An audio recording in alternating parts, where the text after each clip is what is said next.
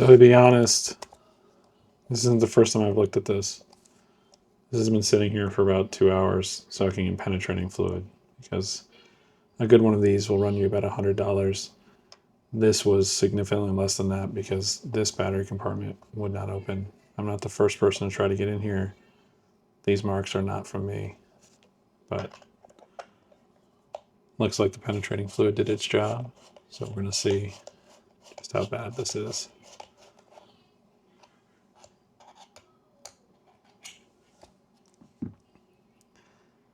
Pretty horrible. That looks like that is a copper gasket.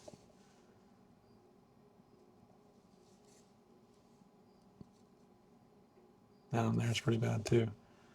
So this is going to soak for a while. Dissimilar metals in contact with each other is a recipe for disaster. And unfortunately, unlike some other models of this era, this camera will not work unless it is functioning correctly electronically.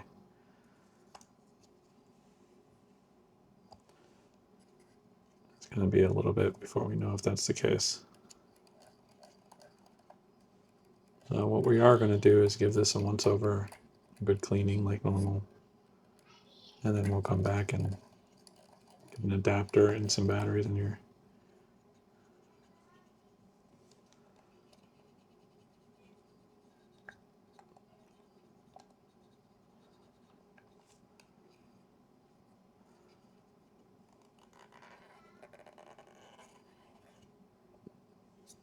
There we go.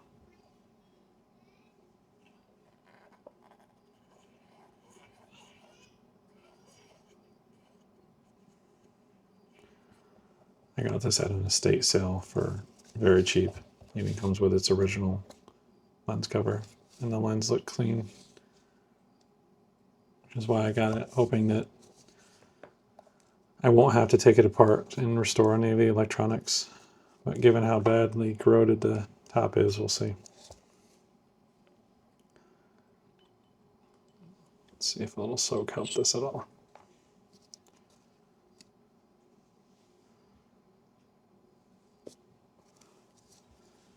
Surprised how useful pegwood is for stuff like this. Breaking stuff up. It's a lot more gentle than coming in here with a Brillo pad or something.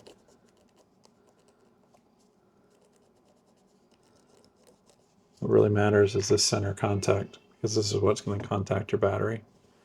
This is the positive terminal, the negative terminal is down in here. And again, without power, this particular model of camera doesn't work.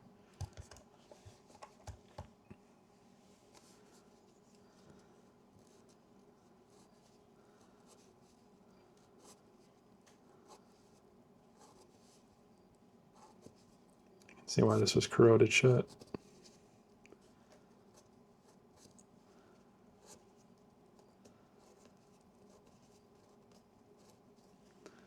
This is isopropyl alcohol, 90%, so it's electronics safe. That's what's removing this corrosion with relative ease here.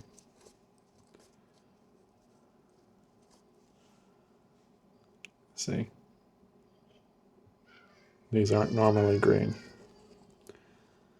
Sorry if you hear any sounds in the back. My toddler is fighting the good fight for his nap time. And I say nap because if you have a toddler, they don't really sleep.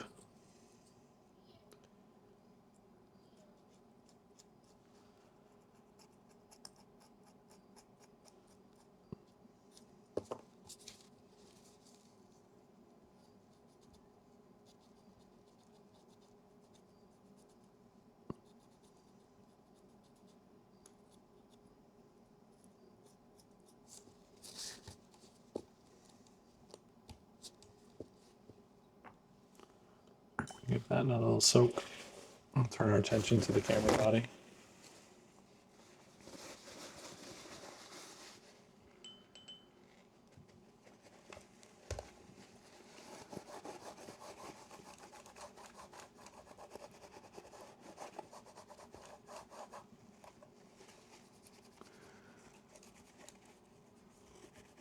It's surprisingly not that dirty. I think it was well maintained. It's just a matter of we had dissimilar metals in contact each other here with the battery compartment. And it was disused.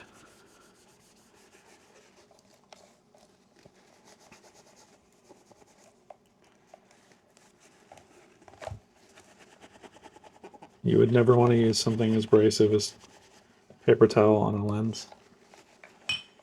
When I get to the lens, you'll see I have tissue paper that's specifically designed for cleaning off lenses.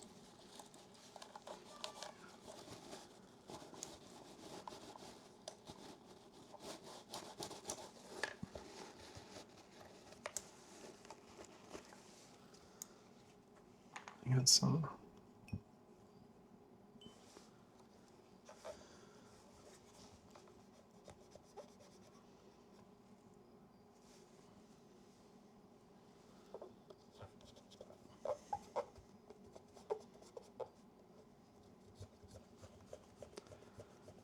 This particular model is a GSN, which means it's a chrome body, instead of the solid black of others.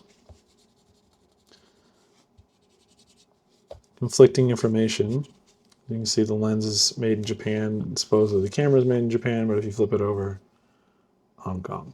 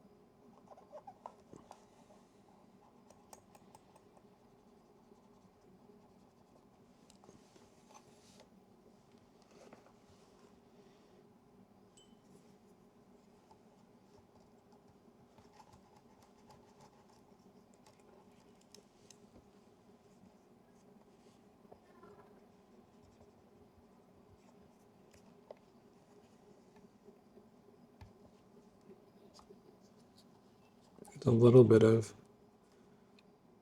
discoloration on the metal here that I'm getting off with the alcohol, but by and large, this is just dust.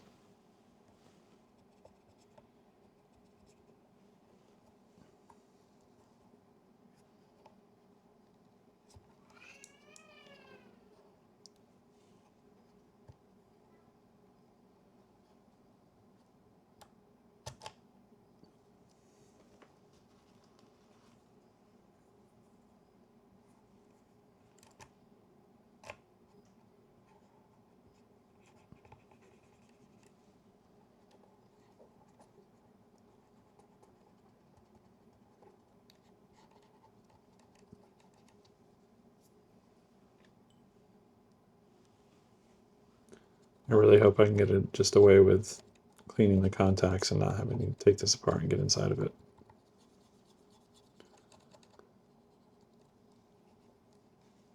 It's in such good shape, I don't want to do that.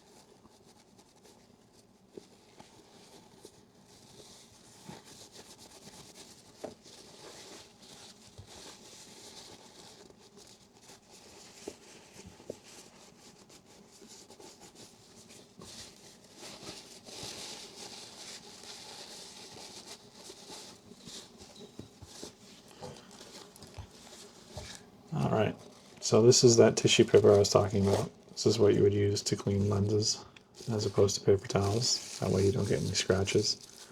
And a very little bit of alcohol goes a long way here.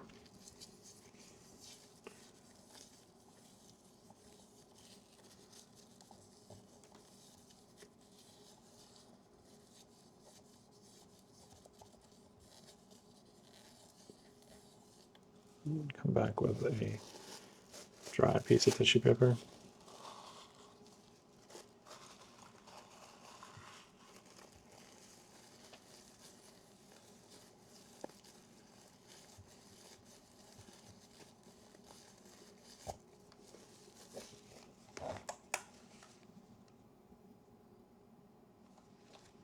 So I've got a little bit down here.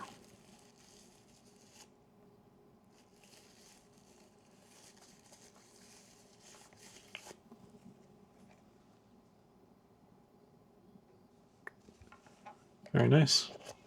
Like I said, that's what drew me to this, even though it was sold as not functioning, which is likely that battery compartment. The lens was immaculate.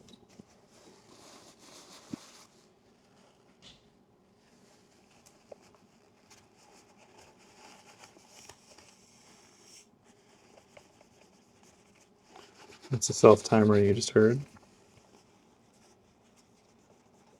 which is obviously working.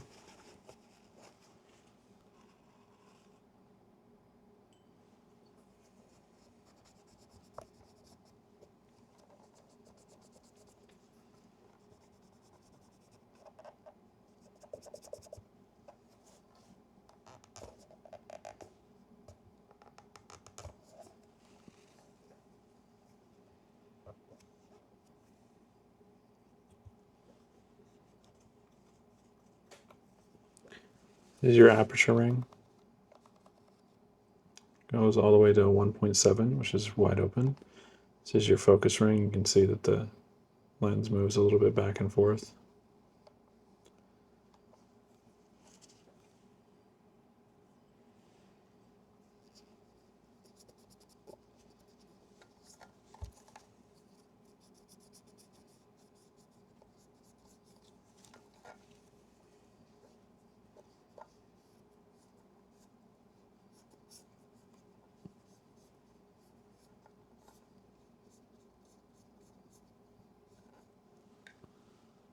.30.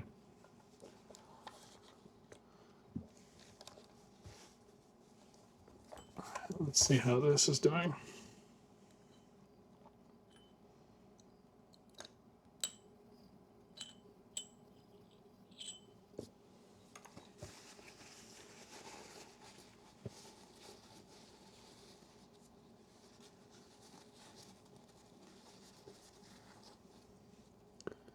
Much better than where we started from. Pitting here still has me concerned, since it's an electrical contact.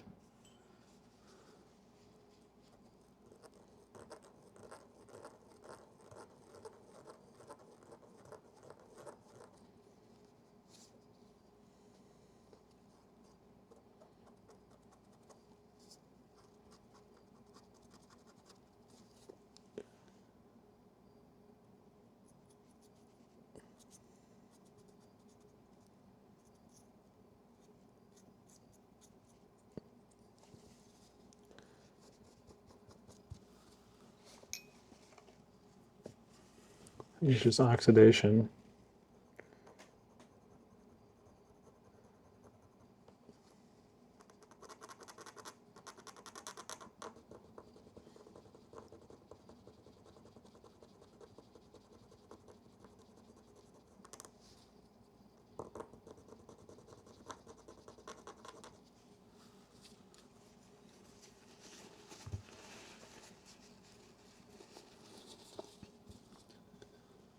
Might have to go after that with a Brillo pad. But considering where we started, it's looking much better.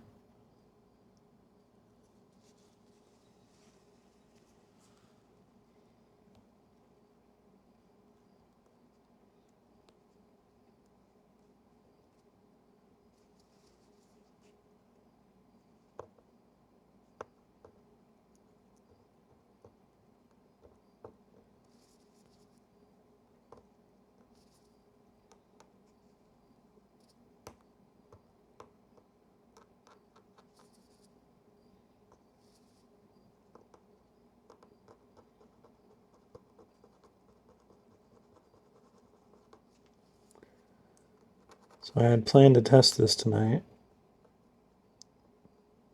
but the battery adapter that I ordered was delayed because of the hurricane.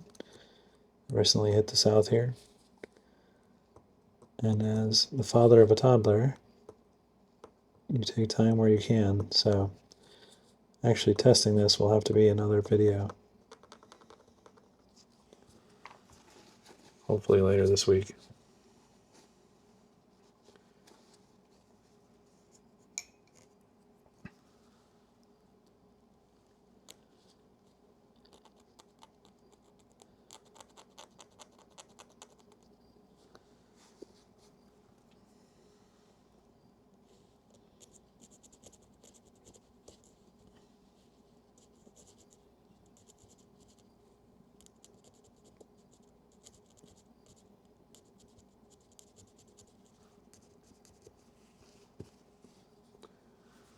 What I'm trying to do is get all the oxidation off the sides here and off of this,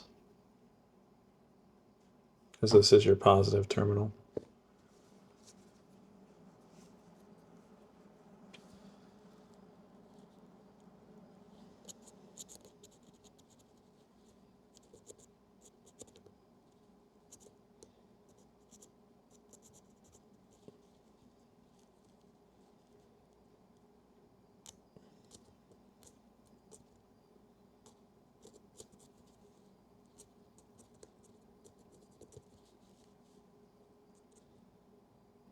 You see under here? It gives you an idea of what the color of the whole thing was at the start.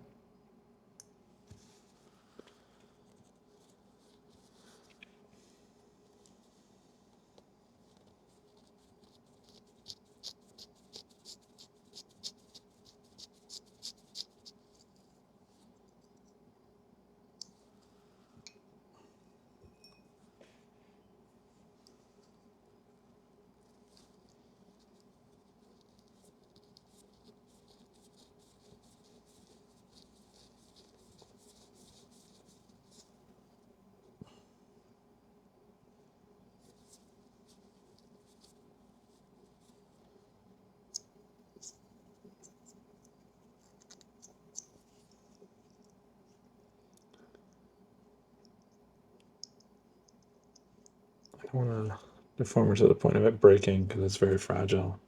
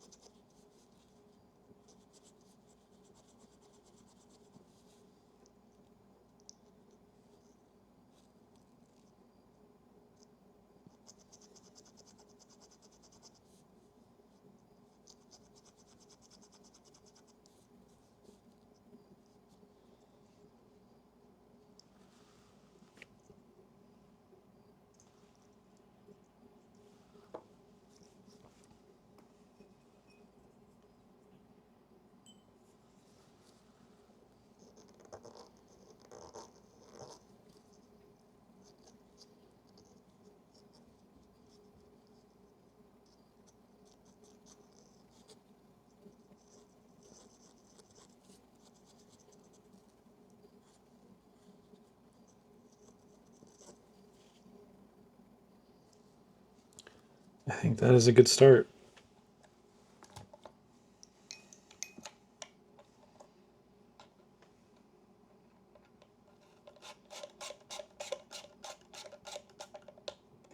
That certainly opens and closes a lot better.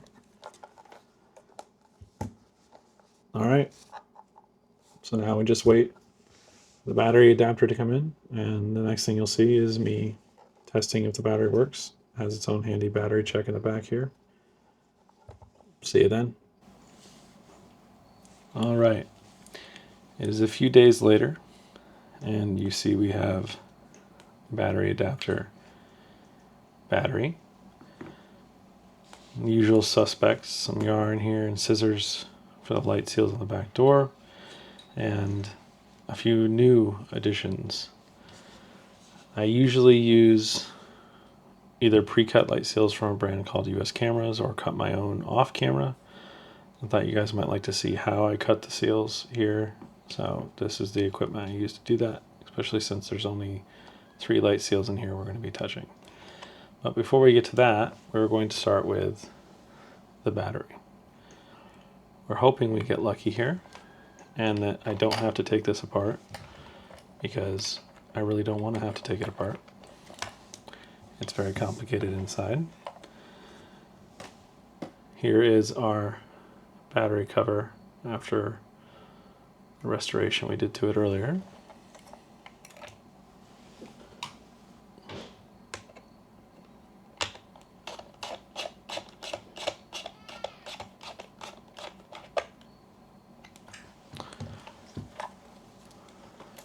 So what should happen here when I press this battery check is this, your window for your film count should light up. Ta-da, we got lucky. So real quick, the way you use this camera, you see up here we've got slow and we've got over. With the cap on, it should go slow when you half press. Gotta cock it first, sorry.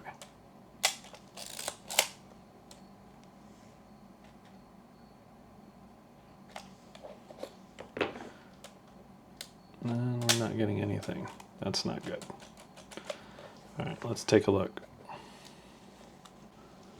Well, the good news is we've got some here. The bad news is there's a short when you are at your over as far as your slow. So as I was explaining, slow indicates that your shutter speed is going to be slow. There's not enough light coming through. You should probably be on a tripod at that point. Over means it's going to be a fast shutter reaction. So if we press this button down here, you see we have no light. And then if I tilt it so there is no as much light coming through, we get the slow reaction. But if we're pointing at a light source, no light, which means it's going to be a fast shutter. You can hear it here. Fast shutter. Point it away from a light source, slow shutter. There's your slow shutter. Slow shutter towards a light source, fast shutter. I'm not sure about the design of this anyway, because if I'm looking through here, how am I paying attention to what the light on the top is? So I would be shooting it with a Sunny 16 rule anyway. I do have to get in here and mess with this at some point, because sometimes it does light up, sometimes it doesn't. But the shutter seems to be firing, and frankly, I want to get this out and about. So we will revisit this another time. For now, we're going to hit the light seals now that we know we at least have functioning shutter with the battery, and we'll go through that now.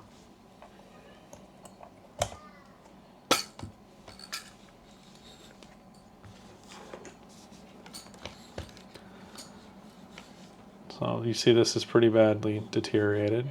We're going to try to take this off as best we can. I'm going to use the dull side of this knife to do so.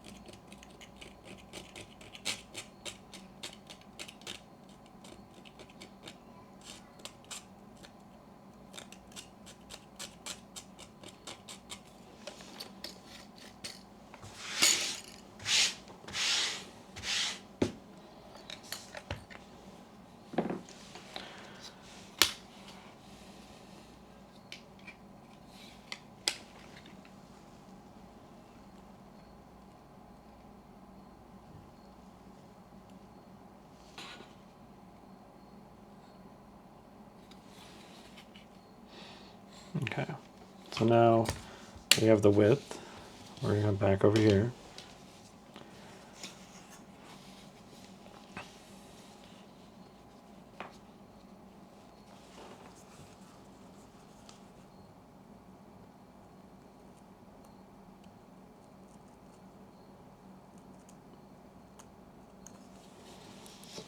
Give ourselves a mark where that should be. Now we're going to get the length.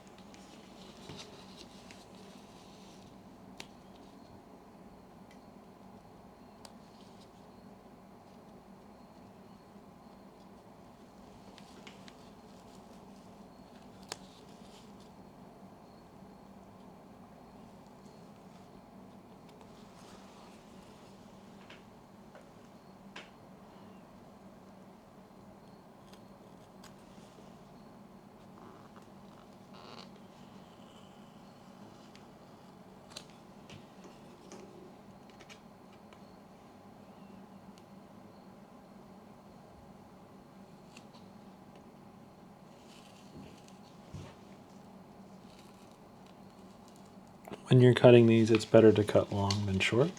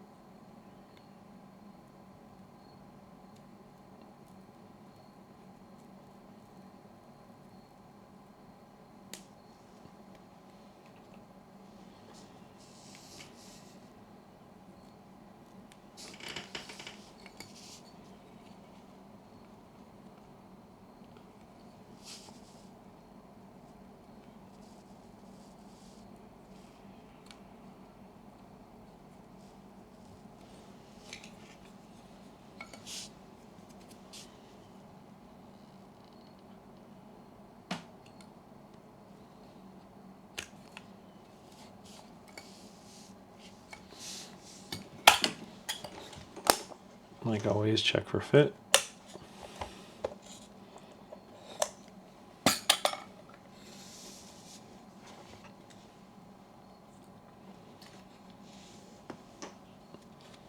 And if you've watched any of my videos, you've probably seen me do this half a dozen times.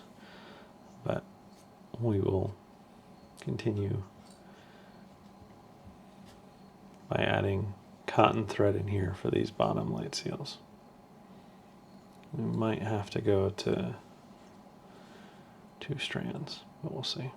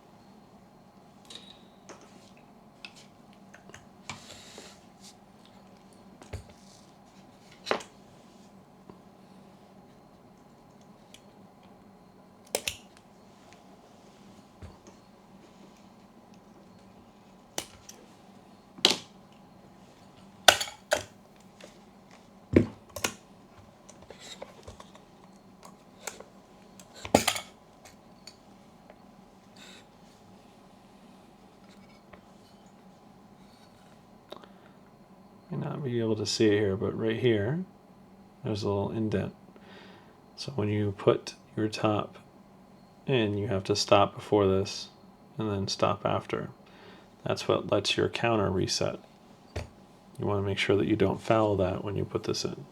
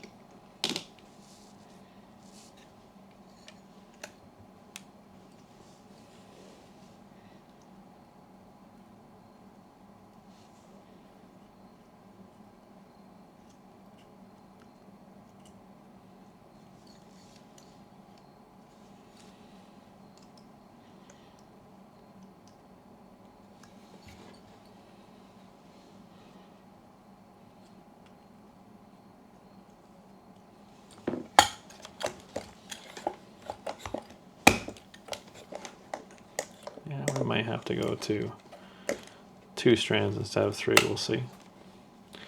I would rather it be tighter than loose.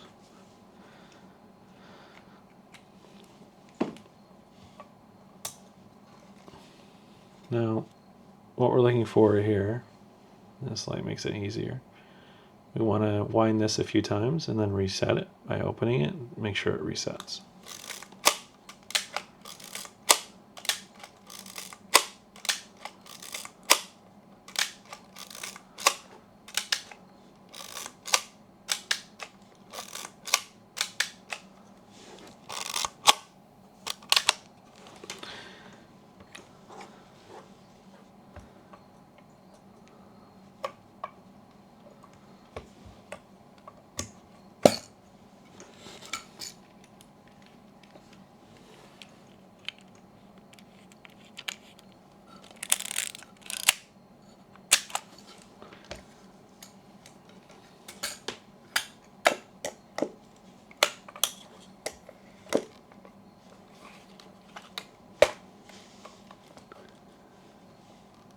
And we're good.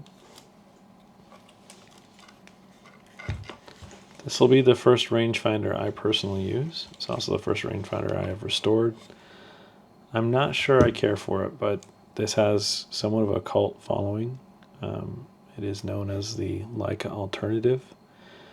This particular version cost me about $20 because the battery compartment would not open, and it was unclear if it was functioning. And as you can tell, there is some things I still need to do, such as figuring out our little gremlin for why our fast speed light doesn't light up when it should, but our slow speed light does work. We'll see. We'll put a roll of film through it and we'll go from there. Thank you guys for watching, and I'll see you in the next one.